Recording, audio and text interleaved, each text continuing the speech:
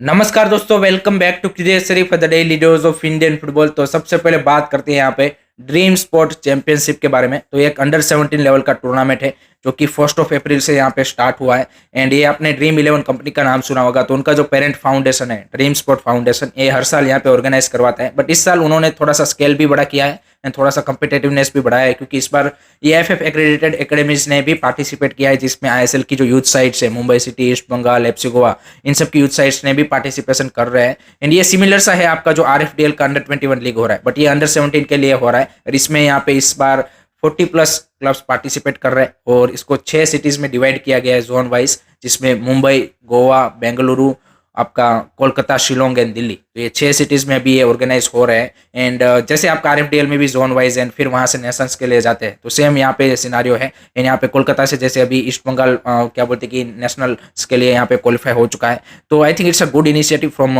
Dream foundation, because इस तरह के लीग की हमें ज़रूरत है। हम सब बात करते हैं कि भाई हमारे यहाँ पे यूथ लेवल पे उस तरह का स्ट्रक्चर नहीं है, या फिर उस तरह के फॉर्मेशन ईयर में यहाँ पे हमारे पास कंपटीशन नहीं है कि जहाँ पे प्लेयर को जो डेवलप करने की ईयर है वहाँ पे उतना उनको गेम टाइम या फिर इस तरह के प्रोफेशनल टूर्नामेंट में खेलने को मिलता है। तो जितना ज़्यादा इस तरह के फाउंडेशन या फिर प्राइवेट यहाँ पे प्लेयर्स इस तरह के टूर्नामेंट ऑर्गेनाइज करेंगे और इसको जितना बड़े स्केल पे करेंगे, आई think that's really good for Indian footballs development, क्योंकि सारी चीज़ें आप एएफएफ से एक्सपेक्ट नहीं कर सकते। इस तरह के प्राइवेट प्लेयर्स को आना ही पड़ेगा एंड तब जाके ही आप एक्सपेक्ट कर सकते हो कि आपका जो फुटबॉल है वो यहाँ पे एक स्टेप आगे जाए। एंड इस तरह का अगर अंडर 17 पे हो रहा है, आप ऑलरेडी अंडर 21 पे आरएफडीएल हो रहा है, फिर आप अगर एक अंडर 19 पे भी ऐसा टूर्नामेंट अगर कोई किसी कंपनी से आ जाता है, then I think it would be a perfect. And इसको हम चाहेंगे कि हर साल और भी ज़्यादा बड़ा होता जाए। अभी तो देखिए आप 40 के अराउंड ही यहाँ पे क्लब्स एकेडमीज पार्टिसिपेट कर रहे हैं, बट इसको और ज़्यादा स्केल पे बड़ा किया जाए कि और ज़्यादा जोन्स में डिवाइड किया जाए, और ज़्यादा एकेडमीज इसमें पार्टिसिपेट कर पाए। Then you have you can say कि at least maybe in a sense कि भाई 2-3 महीने के लिए एटलीस्ट ऐसा टूर्नामेंट चल पाए। तो I think it would be a great thing for Indian footballs perspective. Let me know guys, आप क्या सोचते हो इसके बारे में? कमेंट सेक्शन में मेरे को अपना ओपिनियन जरूर बताना। अब बात करते हैं गाइस यहाँ पे आईएसएल के बारे में, क्योंकि हर एक मैच के बाद यहाँ पे प्लेऑफ एंड शील्ड का जो इक्वेशन है वो यहाँ पे चेंज हो रहा है। तो भाई कल मैच था यहाँ पे ईस्ट बंगाल वर्सेस बेंगलुरु एफसी का, एंड जबरदस्त मैच हुआ यहाँ पे। 2-1 की crucial win for East Bengal to remain in the 6th position race. And ये लॉस के साथ ही यहाँ पे बेंगलुरु एफसी प्लेऑफ की रेस से बाहर हो चुका है। तो एक और यहाँ पे क्या बोलते कि जो टीम है वो यहाँ पे प्लेऑफ की रेस से आउट हो चुकी है, और अब 3 ही टीम बची है, East Bengal, Chennai FC and North East United. And अगर हम पहले बेंगलुरु एफसी की बात करें तो डेफिनेटली इस डिसअपॉइंटिंग सीजन, जो कि यहाँ पे सुनील छेत्री के फेस के ऊपर भी दिख रहा था। एंड यहाँ पे पार्थ जिंदाल जो उनके ओनर है, उन्होंने भी अपना जो डिसअपॉइंटमेंट है वो यहाँ पे ट्विटर के ऊपर बताया।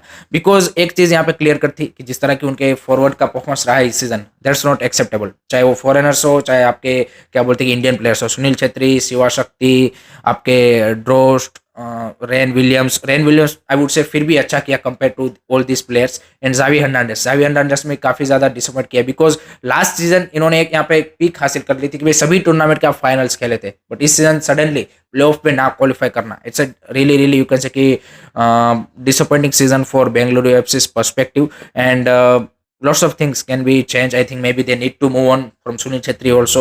So I think some tough decision also can be taken for the next season. ये देखना एक इंटरेस्टिंग सिनारियो यहाँ पे बेंगलुरु एफसी के लिए बनेगा, क्योंकि आपने एक भी अवे मैच नहीं जीता है, एक भी अवे मैच नहीं जीता इस सीजन।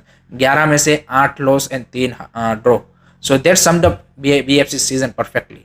अगर आप एक भी अवे मैच नहीं निकाल पाते हो, then you have I think आपका एक्सपेक्ट करना कि हम प्लेऑफ में खेलेंगे या फिर अच्छा season, I think that's not justifiable. So I think there needs to change lots of thing. Let's see यहाँ पे नेक्स्ट सीजन क्या क्या चेंजेस बीएफसी का जो मैनेजमेंट है वो करता है।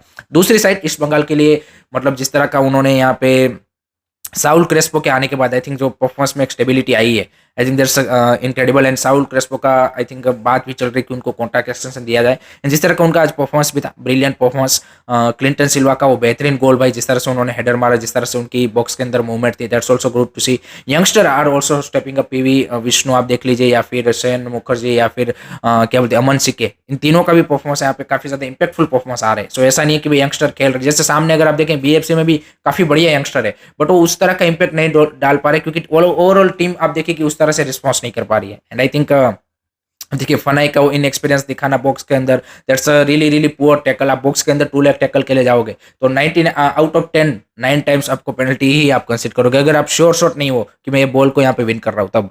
दूसरा यहाँ पे आप देखिए सिवाल्डो हो गए आपके, तो आई थिंक मोनिरुल मुल्ला ने आप देखिए कल जो चांस मिस किया, तो कहीं ना कहीं वो इनएक्सपीरियंस भी वहाँ पे शोकेस होता है। बट ईस्ट बंगाल की हम बात करें तो कार्लोस गुजरात की साइड के लिए it's really really crucial win. And जिस तरह का फैंस का भी सपोर्ट था कल, I think almost 20,000 fans comed up to watch the match, so that's also good to see. And उन्होंने एक यहाँ पे रिक्वेस्ट भी की है FSDL को आफ्टर दिस मैच कि भाई जो, क्योंकि 3 टीम बची है प्लेऑफ की रेस में, तो तीनों के जो लास्ट मैच है, चेन्नई FC का FC गोवा के साथ, नॉर्थ ईस्ट यूनाइटेड का ओडिशा FC के साथ, एंड जो ईस्ट बंगाल का पंजाब FC के साथ मैच है, उनको यहाँ पे उन्होंने रिक्वेस्ट किया है कि एक साथ खिलाया जाए, ताकि जो ये प्लेऑफ की रेस में किसी को एडवांटेज ना मिले, फिर किसी को इक्वेशन ना मिले, क्योंकि अभी तो यहाँ पे तीनों की डेट सिमिलर नहीं है। तो यहाँ पे क्या बोलते हैं कि ईस्ट बंगाल ने FSDL को रिक्वेस्ट की है। लेट्स सी यहाँ पे FSDL का क्या रिस्पॉन्स आता है। आई डोंट थिंक सो कि वो लोग करेंगे, क्योंकि आई थिंक अगर स्टिल्ड रेस है तो फिर भी समझ में आता है कि 2 टीमों के मैचेस साथ में कराए जाए, बट आई थिंक प्लेऑफ की रेस में maybe I don't think so कि वो इस तरह का कि तीनों मैचेस एक साथ करवाएंगे। लेट्स सी बाकी उसका क्या डिसीजन बनता है। उसी के साथ यहाँ पे उन्होंने भाई एक जबरदस्त साइनिंग भी यहाँ पे नेक्स्ट सीजन के लिए सिक्योर कर ली है ईस्ट बंगाल ने। या गई सिर्फ ऐसा नहीं है कि यहाँ पे इस सीजन का ही वो देख रहे हैं, नेक्स्ट सीजन की भी प्लानिंग ऑलरेडी उन्होंने स्टार्ट कर दी, और उसमें भाई उन्होंने 21 year old exciting young Indian midfielder from Hyderabad FC Mark Zothanpuia को भाई यहाँ पे साइन कर दिया है। So that's a great signing, because हम सब को पता है कि जिस तरह से उनकी परफॉर्मेंस अभी हैदराबाद FC के लिए आ रही है, चाहे भले ही हैदराबाद FC स्ट्रगल कर रही है, but some of this youngster are you can say कि showing a really good potential, and उसकी साइनिंग आई थिंक बेहतरीन साइनिंग है। तो एक आप देखिए यंग टीम भी यहाँ पे बिल्ड करते हुए दिख रही है। यहाँ पे अगर ईस्ट बंगाल की बात करें, 3-4 ऑलरेडी उन्होंने इस सीजन यहाँ पे यंगस्टर को मौका दिया है, एंड इस तरह के यंगस्टर को लाना आई थिंक तो एक नेक्स्ट स्टेप के लिए भी वो रेडी हो रहे हैं। So that's a good sign for East Bengal as a club and as a fans perspective अगर आप देखें तो that's also good thing. So overall looking good for East Bengal at the moment. Let's see यहाँ पे चेन्नई एंड नॉर्थ ईस्ट का जो match है उसका रिजल्ट भी काफी ज्यादा उनके लिए इंपॉर्टेंट होने वाला है, एंड उसके बाद पता चलेगा कि भाई उनके कितने चांसेस है, एंड उनको भी जो लास्ट मैच है पंजाब FC के सामने वो निकालना ही निकालना पड़ेगा। अब बात करते हैं गाइज आज के मैच के बारे में, जो कि भाई सील्ड रेस के पॉइंट ऑफ व्यू से भाई काफी ज्यादा इंपॉर्टेंट मैच है। It's Mumbai City versus Odisha FC। First जो लेग था वो यहाँ पे 2-2 से ड्रॉ रहा था। Sergio Lobera playing against his former coaching against his former club, and big miss for I think Odisha FC is Ahmed Jahouh इस मैच को शायद मिस कर रहे हैं। So that's a big miss, because उसके अराउंड ही हम सबको पता है कि जो आप क्या बोलते हैं कि हार्ट बोले माइंड बोले जो भी बोले, ओडिशा FC का एट द मोमेंट भाई यहाँ पे अहमद जाऊ ही है, एंड उसका ना होना आई थिंक वो काफी ज्यादा यहाँ पे डिफिकल्ट बना सकता है फॉर ओडिशा FC।